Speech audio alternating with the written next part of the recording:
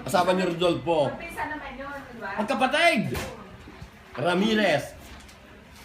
Yung tapat ng At tumitira doon ngayon, yung kaisa-isang anak ni Tita Mel na si Ate Neneng. Kahit after mo na po magkain. Ng asawa ay Air Force. Oh, You know? of course. Hindi mo magkaanak kasi ang kanyang biography tanggal na. Hindi ko alam kung parehong biography niya o isa lang. Kaya was yan Judakching. Okay, gusto ko yung kay Leo na yun. Pinakamatapang na, no? Pinakamatapang na babae sa buong mundo. Kakahipo ng balik ng Leon, si Silpicia. Hindi nga! Yeah. yung mga nanunulungan sa Ang lakad nun ngayon ay ganito. Oh, paano? Teka muna, oh, may demo. Ayan ko yung sama naman. Rico! Masabi ba?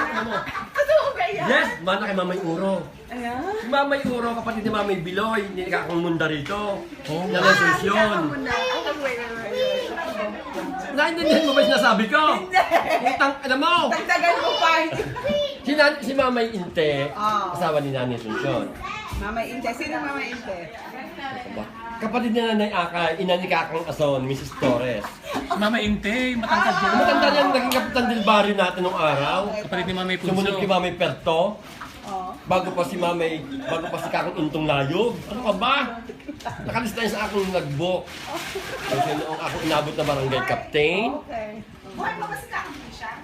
Oo naman! Kahapon nga naga sa Pampanga, pumunta roon. Parusa. Saka ka magbiyahe kung marami kang aabalahan tao. Punyeta. Sasakay ka lang sa sasakyan, may akay ka pang tatlo.